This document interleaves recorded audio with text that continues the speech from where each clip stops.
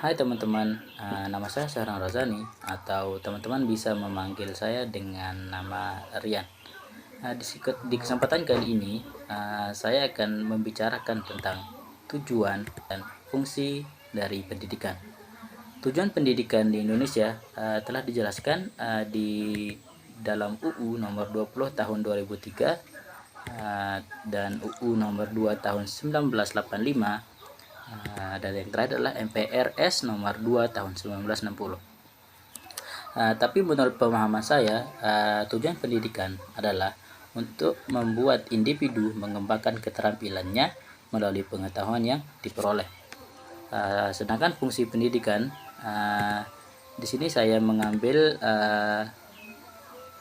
pendapat dari ahli, yakni yang pertama Horton and Hunt, dan yang kedua adalah Popnoy.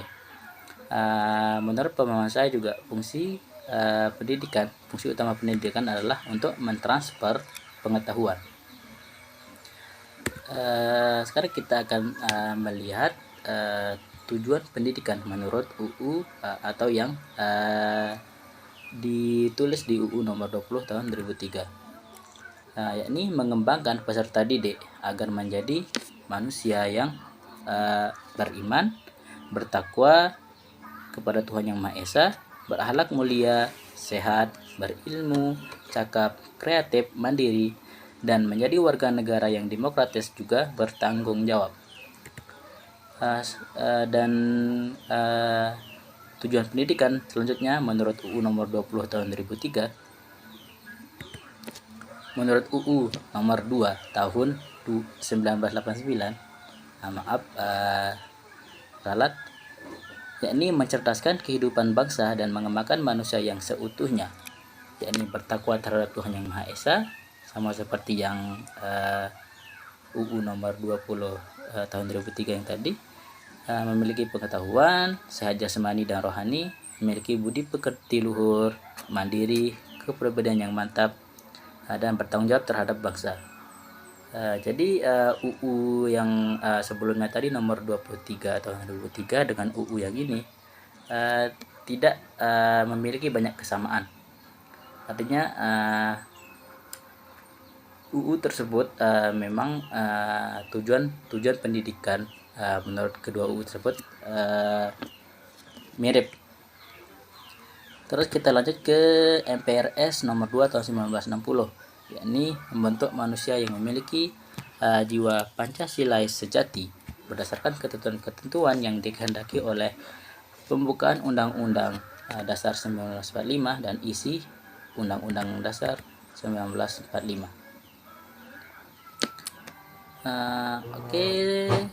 Kita lanjut ke fungsi dari pendidikan, yakni menurut para ahli yang pertama adalah Norton and Hunt. Menurut Norton and Hunt, fungsi pendidikan adalah mempersiapkan anggota masyarakat untuk mencari nafkah. Yang kedua adalah mengembangkan bakat dan minat perseorangan demi kepuasan pribadi dan bagi kepentingan masyarakat. Dan yang terakhir adalah melestarikan kebudayaan. Sedangkan menurut Popnoy, fungsi pendidikan adalah transmisi atau pemindahan kebudayaan. Yang kedua adalah memilih dan mengajarkan peranan sosial. Yang ketiga menjamin integrasi sosial. Yang keempat mengajarkan corak kepribadian. Dan yang terakhir adalah sumber inovasi sosial. Oke, kita lanjut ke kasus pendidikan yang terjadi di Indonesia. Saya mengambil kasus dari CNN Indonesia yang yakni mengenai KPAI kecap kasus guru hukum siswa SD dengan makan sampah yang terjadi di Buton. Oke, kita bisa diskusikan masalah ini. Di artikel tersebut,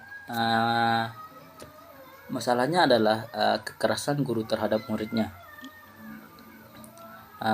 Di sini kita bisa melihat dari sisi muridnya. Misalkan kita di posisi guru tersebut, mungkin murid tersebut terlalu nakal atau gimana, oleh karena itu mungkin gurunya mendapat ide untuk menghukum murid tersebut dengan makan sampah. Tapi hal tersebut tidak sama sekali tidak bisa digunakan untuk membenarkan tindakan guru tersebut. Karena mengapa? Menurut yang tadi, tujuan-tujuan pendidikan yang tadi, yakni harus sehat, terus apalagi menjadi pribadi yang baik. Dengan menghukum murid seperti itu, sangat jelas itu tidak dapat memenuhi atau mencapai tujuan dari pendidikan tersebut. Jadi solusinya gimana? Solusinya yang bisa saya pikirkan adalah mengajarkan guru-guru tersebut atau memberikan pemahaman, yakni masih banyak loh tipe-tipe hukuman yang bisa kita berikan kepada siswa yang lebih membangun atau yang tidak membahayakan siswa. Seperti pengalaman pribadi saya, ketika saya mengajar kursus bokep di suatu lembaga, di sana ketika misalkan ada siswa yang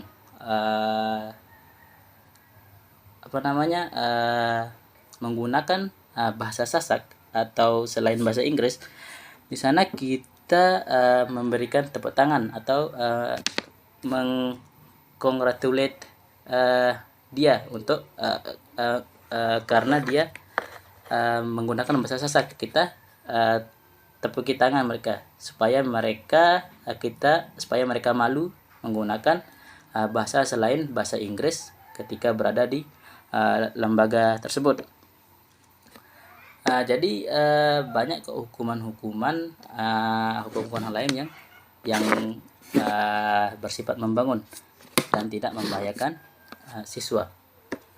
Terus bagaimana kita mengatasi hal tersebut di masa depan? Oke, menurut saya ini sebenarnya tidak ini terjadi kepada oknum-oknum guru. Tidak semua guru melakukan tersebut, tapi menurut saya masalahnya adalah kurang bagusnya penseleksian guru di Indonesia ini, terutama yang saya alami yang di Lombok ini. Penseleksian guru itu terkadang tidak adil. Menurut cerita teman saya, penseleksian guru untuk mengajar di sekolah, kita harus memiliki orang dalam tanda kutip orang dalam agar kita bisa mengajar di sekolah tersebut.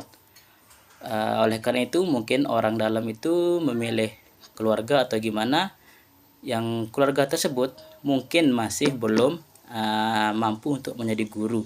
Oleh karena itu, karena ketidakmampuannya menjadi guru, muncullah hal-hal tersebut yang kayak gini, memberikan hukuman yang tidak baik terhadap murid. Jadi itu saja topik yang bisa saya bicarakan di kesempatan ini, dan terima kasih sudah mendengarkan dan menonton video ini.